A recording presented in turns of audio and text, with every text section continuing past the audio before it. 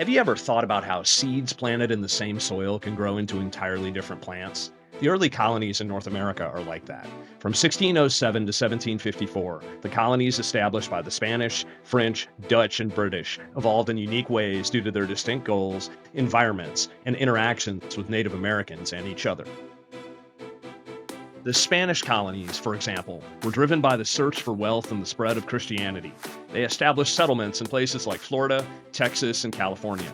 Over time, they built missions and forts, such as San Antonio in 1718, to secure their claims. The Spanish often imposed their culture and religion on the Native Americans, leading to tensions and uprisings, like the Pueblo Revolt of 1680. This event temporarily pushed the Spanish out of present-day New Mexico. The harsh methods used by the Spanish created resentment, which explains why conflicts arose in their territory. In contrast, the French colonies centered around trade, especially the fur trade. They settled in areas like Canada and along the Mississippi River.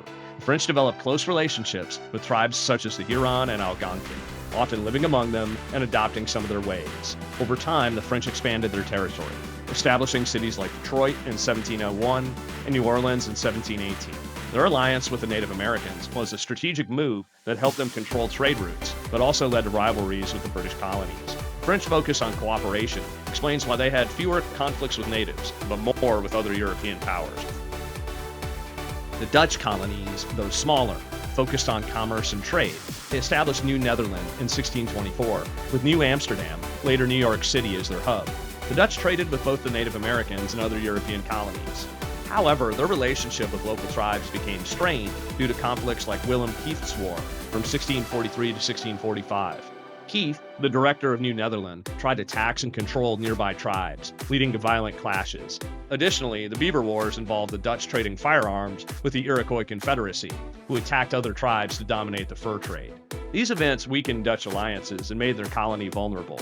In 1664, the British took over their territory without much resistance, renaming it New York. This tension and conflict explained why the Dutch lost control of their colony. The British colonies along the Atlantic coast grew rapidly from 1607 onward. Starting with Jamestown in Virginia, they expanded to include the New England, Middle, and Southern colonies. Each region developed differently due to environmental factors, economic pursuits, and the background of the settlers. In New England, harsh winters and rocky soil made large-scale farming difficult. Colonies like Massachusetts Bay, founded by the Puritans in 1630, focused on community and religion. They built towns with schools and churches, emphasizing education and self-governance through town meetings. Over time, industries like shipbuilding and fishing became prominent. The tight-knit communities sometimes led to internal conflicts, such as the Salem witch trials in 1692, reflecting the tensions within their societies. The emphasis on religion and community explains why social issues became prominent in this region. The Middle colonies, including New York, Pennsylvania, New Jersey, and Delaware, benefited from fertile land and moderate climates. They became known for producing grains and were called the breadbasket colonies. Founded by diverse groups, including Quakers in Pennsylvania, led by William Penn in 1681, these colonies promoted religious tolerance and attracted immigrants from various European countries. This diversity led to a rich cultural mix and thriving trade centers like Philadelphia. The welcoming policies explain why these colonies became melting pots of cultures. The southern colonies, such as Maryland, Virginia, South Carolina, North Carolina, and Georgia, had warm climates and fertile soil ideal for agriculture. They focused on cash crops like tobacco, rice, and indigo.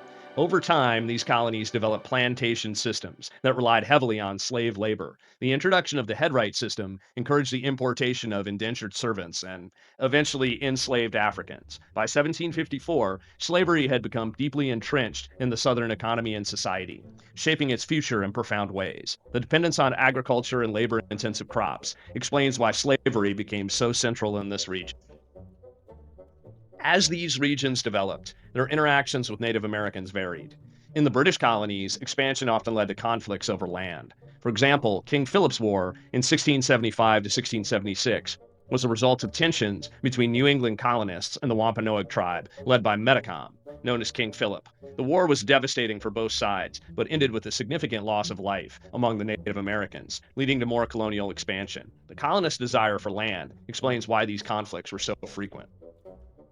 Meanwhile, competition between European powers intensified.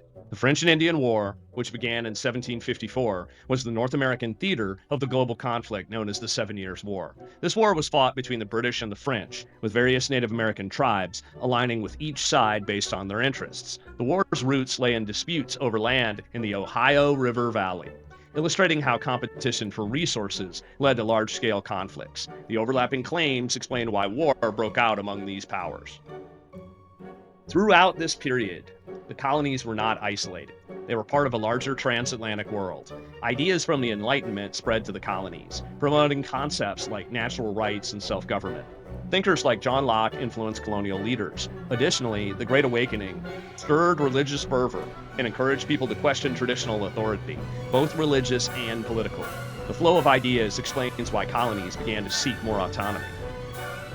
British colonies, in particular, began to develop a sense of identity separate from Britain.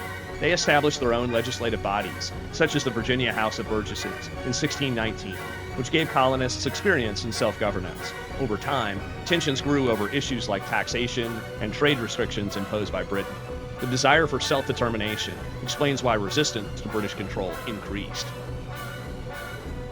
In comparison, the Spanish and French colonies remained more tightly controlled by their home governments. The Spanish imposed strict regulations through the encomienda and later repartimiento systems, which organized labor and resources in the colonies. The French maintained centralized control, but allowed for cooperative relationships with Native Americans. The differing degrees of control explain why the British colonies moved towards independence sooner.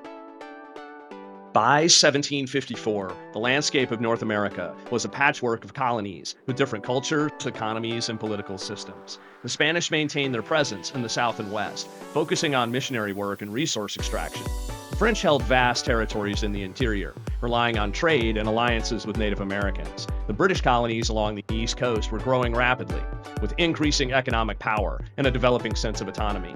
Comparing these results shows how goals shaped each colony's path. They all eventually became new countries.